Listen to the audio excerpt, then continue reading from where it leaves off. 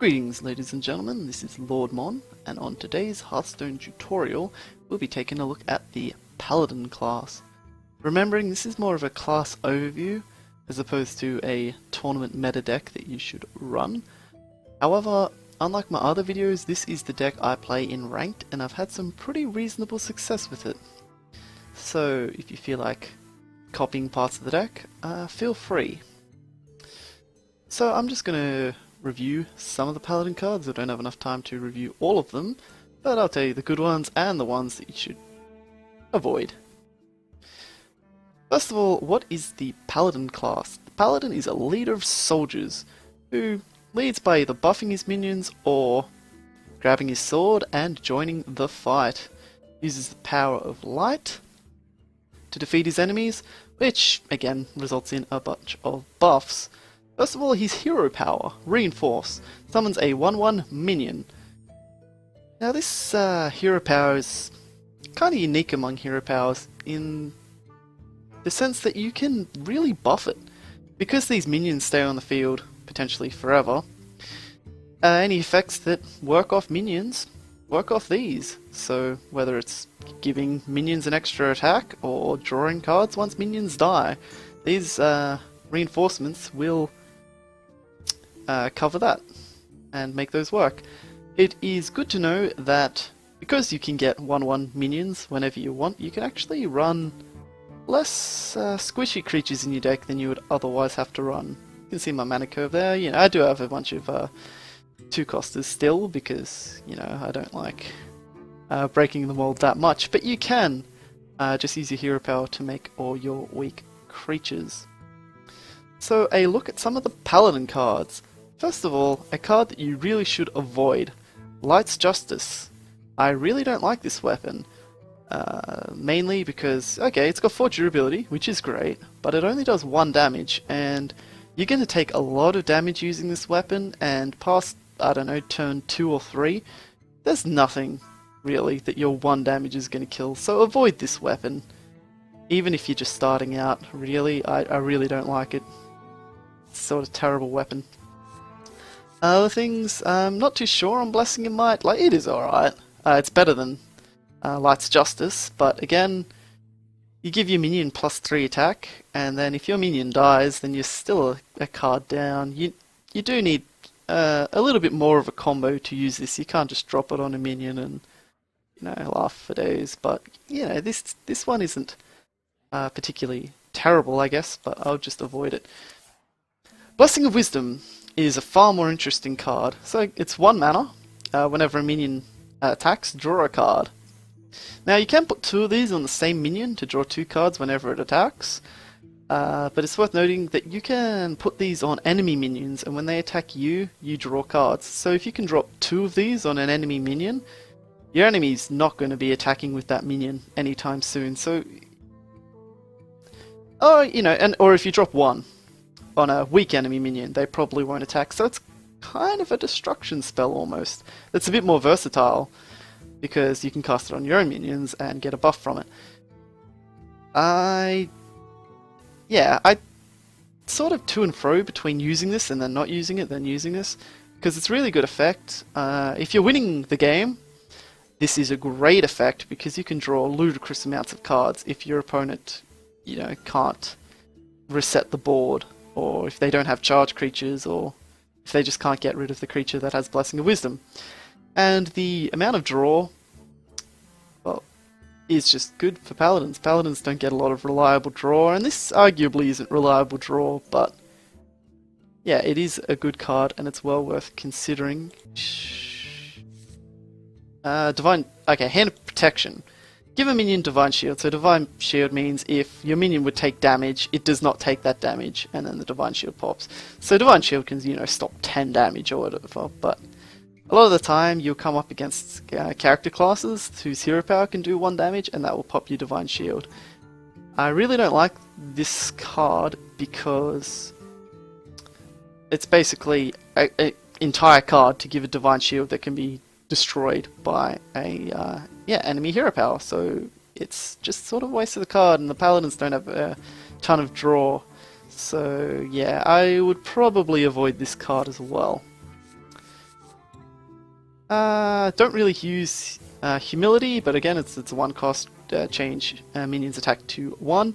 Don't like it because it is a card that does not destroy your opponent's card. Can save you sometimes, but yeah, once you can replace it, replace it.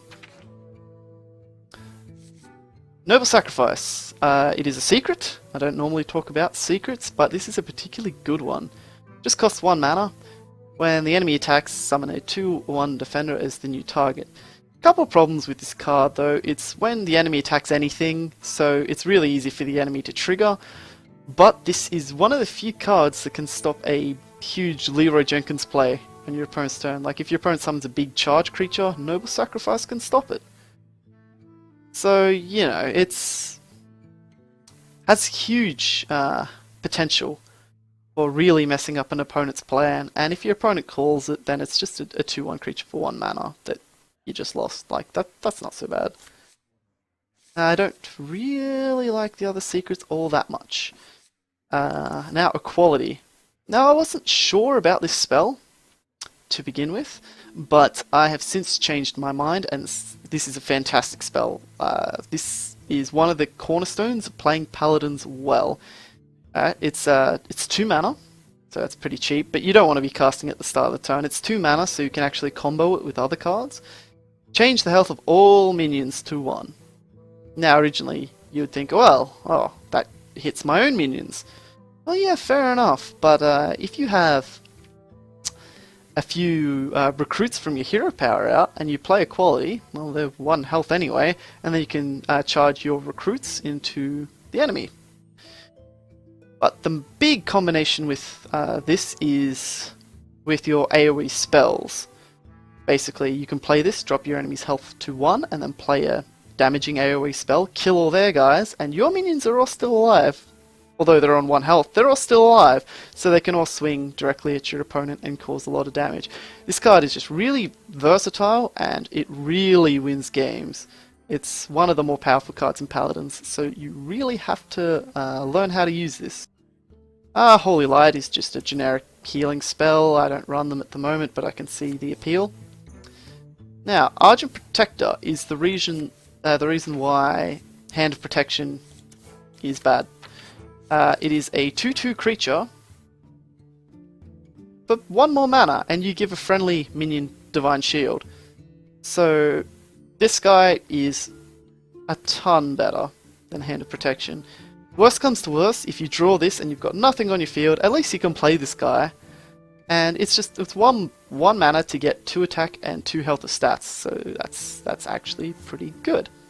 So I run 2 of them, and yeah, I really enjoy it. Now, Divine Favor. Draw as many cards. Draw cards until you have as many in your hand as your opponent for 3 mana. Sounds good, but the way I play Paladin is a bit more slow-paced. So I tend to play, I don't know, like 1 card a turn, so this card really never does all that much. There have been quite a few times where I play this card and get 2 draws from it, so it's kind of like the Mage's card. But there's been times where I haven't been able to use this card at all, and it just sits in your hand, and then if you draw a second one, then they both just sit in your hand and sort of clog it up. If you're playing a more aggressive swarmy Paladin, then by all means this is a good card, but if you're playing the deck that I'm running, it tends not to be. Alright, Aldor Peacekeeper. This is the reason that the spell, Humility, that drops their attack to 1 is bad. Same reason, it's 2 more mana for 3 attack and 3 health. This is just a far better version of it. It's a great card. You have to make a bit of a call if you want to play this guy on turn 3, because if you're playing around turn 8 or turn 9, he can really ruin enemy legendaries' abilities to hurt you. So, you know, he's good early game, good late game. He's just a really good card. True Silver Champion, one of the best weapons in the game. It's 4 mana, and crucially it's got 4 attack. Because you'll play this card on turn 4, and most creatures that get played on turn 4 have 4 health. This has 2 durability, so with a little bit of luck you'll kill 2 cards with this, and it even heals you a little bit of health to soften the blow of charging into generally 4 attack, 4 health creatures. Really good weapon. It's just card advantage, and yeah, it just can't say enough good about it. So definitely run 2 of them. Now, Blessing of Kings. I like it. Well, first of all, it's 4 mana to give your creature +4 attack, +4 health. So that's pretty good. I sort of can't decide whether I want to run 1 or none. Basically, if your opponent leaves a creature alive, then this card basically becomes almost like a 4/4 creature with charge, which is obscene. It can deal unexpected damage to your opponent, so if they think they're safe and they ignore a recruit from your hero power, use this and you've got a 5/5 creature now, which can attack, so that's pretty cool. But yeah, sometimes I trade this card out. If I get a new card that I really want to put in, Blessing of Kings tends to be the one to go first, but it is a really good card, and if you got an open slot, use it. Consecration. 4 cost, deal 2 damage to all enemies. Standard AoE, hits the enemy hero as well, so you can do some sneaky wins with that. This card is absurdly good with Equality. So to use them together costs 6 mana, but you wipe your opponent's board and leave your own safe. So that's one of the really good combos to use, and it will win you games. Definitely win you games. Hammer of Wrath, you've never really been a fan. It's 4 mana, deal 3 damage, draw a card. I'm not a fan of it because it tends to take up your entire turn just to do that. So yeah, I don't really like that. Use it if you got it, I guess, but otherwise avoid it. I don't like these cards.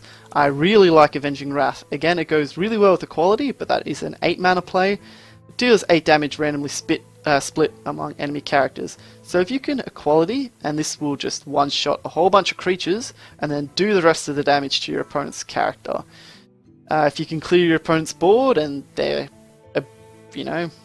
on low life, just drop this down, deal 8 damage to them, and hopefully you can finish them off. It's a really versatile card. It is an epic, which means it'll take a little bit of time to get, but it's a really, really good card. Do not underestimate it like I did originally. It's great. 8 damage for 6 mana it's great. Guardian of Kings, really good. 7 mana for a 5/6 and heals you 6, which is a reason why I kinda don't like the heal spell. The heal spell is 4 less mana, but this gives you a big creature with it, so it's versatile. Lay on Hands is your next epic. I only have 1, and I probably will only run 1. It is not situational, but the situations where you will activate 2 of these are very rare. And yeah, it's just 8 mana to restore 8 health and draw 3 cards, which is really good effect, but you're not going to be able to play 2 of these in one duel. Like, your opponent's just going to keep hitting you and basically destroy you. So it doesn't do anything for your tempo. You're giving up a turn to get this effect, which is good, but you're not going to be giving up 2 turns to use this effect generally. So if you get 1, run it. If you get 2, try it, but my experience is, yeah, it's sort of best at 1. And before I talk about some legendaries, I just want to go into one of the few Paladin cards I don't have, Sword of Justice. Again, it's an epic. It's 3 mana for a 1/5. Whenever you summon a minion, give it +1/+1, and the sword loses its durability. So this makes your hero power give you 2 attack and 2 health on your minions. This is really, really good. Basically, it's like you sacrifice your turn 3, or turn 2 if you play the coin, but then you mess up your opponent's tempo, because all your creatures are going to be +1/+1. So, prime example, when you use your True Silver Champion to do 4 damage, if you play your turn 4 creature, it's going to be a 5/5 now, so the True Silver Champion is sort of useless. It's little things like that. Your opponent's got these pre-thought out ways of getting rid of your creature with just enough damage to its health, and this will mess it all up. It's a really good card, and I can't wait till I get mine. Alright, some neutral cards that work well in Paladin. Argent Squire, off the bat, just 1/1 Divine Shield. It's really good. It's good in a lot of decks, but my Paladin's kind of control-y, so that's pretty good. Which other ones am I looking for? Alright, I put in Loot Hoarders just because it needs card draw. It's, you know, it's got decent stats. I'm running some Blood Knights. I cannot say enough about how awesome this card is. Originally I was thinking, well, you know, lose your Divine Shield, gain +3/+3 for each shield lost. So my standard play with this guy is, if I have the coin, or if I don't have the coin, I save up an Argent Squire, just play that down, and then play Blood Knight on the same turn. So if you manage to do that, that is a 3-mana creature for a 6/6. It is huge. It gets ridiculous so quickly. You can do that on turn 4 or turn 3 with the coin. A 6/6 creature, turn 3 with the coin, and you got a 1/1 as well. Now heaven forbid your opponent plays their own Argent Squire, and then you summon this guy, and then he's a 9/9. Now you don't want to necessarily try to stack a whole bunch of Divine Shields and summon this guy, because he will get polymorphed or hexed or deadly shotted or whatever. But that's okay if that happens, because it will take those cards out of the game basically, and you've only spent 3 mana to force them to use a polymorph or whatnot. It is a really, really good card. I started with 1, and then I felt it's consistent enough to run 2. And this guy can just become monstrous. I've had games where he's 9/9, I've had games where he's 12/12. And if your opponent doesn't have those polymorphs, you swing a couple of times, it's game. So this card is amazing. Get them as quick as you can, especially with Paladins, because they've got a lot of Divine Shield.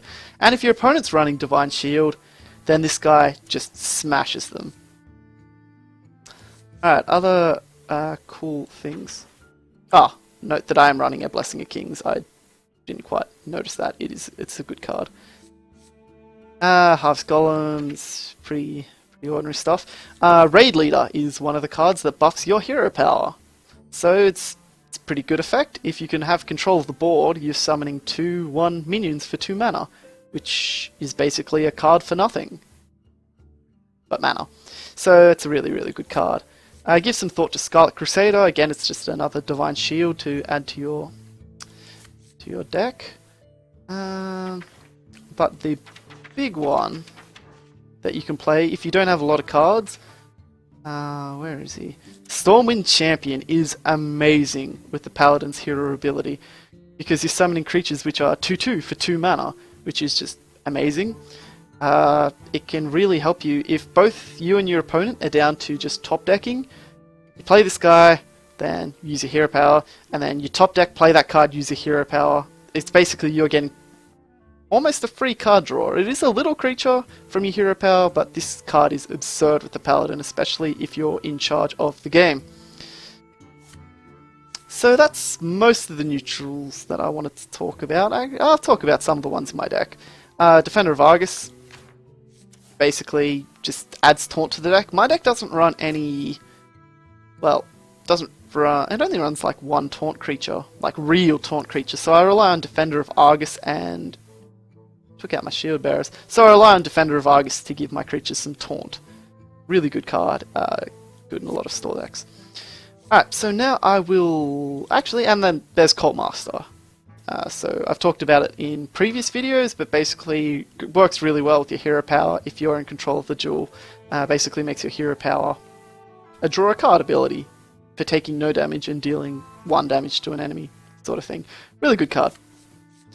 But I don't run it because my deck's a bit too slow to like completely seize control of the battlefield, so the Cult Master tends to die a lot in my deck, but you know, I have seen it work really well, especially in arenas. So now I will have a quick talk about the legendary. Now the in-class legendary is obscene. This card is obscene. Whoops. Obscene. Alright, so it has 8 mana cost for a 6/6. Yeah, you know, that's not so great. Has Divine Shield. Yeah, you know, alright, Divine Shield's pretty good against most classes. It's got Taunt. So your opponent's got to attack this guy. So Divine Shield becomes a bit better. And Taunt really helps you get off his Death Rattle. equip a 5/3 sword. 5 damage with 3 durability. So, I guess in an ideal world where your opponent doesn't have creatures, when this guy dies, you effectively do 15 damage to your opponent. That's ignoring everything he does while he's a creature running around, which is just absurd. This card is just amazing. Divine Shield and Taunt, it's a pretty solid card. And then the sword is just amazing. If your opponent can't silence or polymorph this guy, he will do so much damage to them. And that's sort of one of the reasons why you want to be running Blood Knights, to get those polymorphs and silences out of your opponent's deck, so Tyrion can just reign supreme. Really, really good card. It's one of my favorite, almost my favorite legendary, and I think he's almost the most powerful. So, what neutral legendaries should you be looking at? Well, I am starting to think Nat Pagal will work well in this deck. I know Nat Pagal's sort of fallen out of favour, but you can sort of control the opponent's field and he can give you a lot of card draw, which the deck is sort of missing. So give some serious consideration to Nat Pagal. Obviously, if you own him, then that's good. I would steer away from Captain Greenskin, who's 5 mana for 5 attack and 4 health. Give your weapon +1/+1. So there are a few really good Paladin weapons, which this would work amazingly with, but you can't rely on yourself having a weapon, and to play a weapon and this guy in the same turn is probably going to use 9 or 10 mana, or 8 mana. It's going to use most of your turn. So steer away from Captain Greenskin, but I wouldn't blame you for trying him, but he's a bit too situational for what I like. So while I try to steer away from cards that pretty much any deck can use, well, any control deck anyway, Ragnaros the Fire Lord fits in this deck so well. So he's 8, 8, and 8. Can't attack, but instead of attacking, he deals 8 damage to a random enemy. So, random RNG, isn't that bad? Well, no. You can control Ragnaros to a pretty good degree. If you're brave enough, you can use Equality while he's on the field, and then use an AoE spell to clear their field to make sure he shoots at your opponent. But otherwise, you're just using, your minions and your weapons and stuff to clear out the things you don't want Ragnaros to be shooting at. But he's really, really good. He probably will get polymorphed, but again, that's why you Blood Knight. Interestingly enough, though, if your opponent silences him, they made a huge error, and you can just attack with this, and he becomes an accurate Ragnaros. So he's sort of immune to silence, in a way. So that's pretty cool. He's really, really good. If you don't have Ragnaros, any of the big late game creatures would work relatively well. Obviously, Baron Geddon probably would not work too well, because you clear out your own creatures. So, just making sure that I haven't forgotten about anything. Nope. So, I'll just show you my my deck again. Alright, so yeah, this is my deck. And let's play a game to show you how the Paladin works.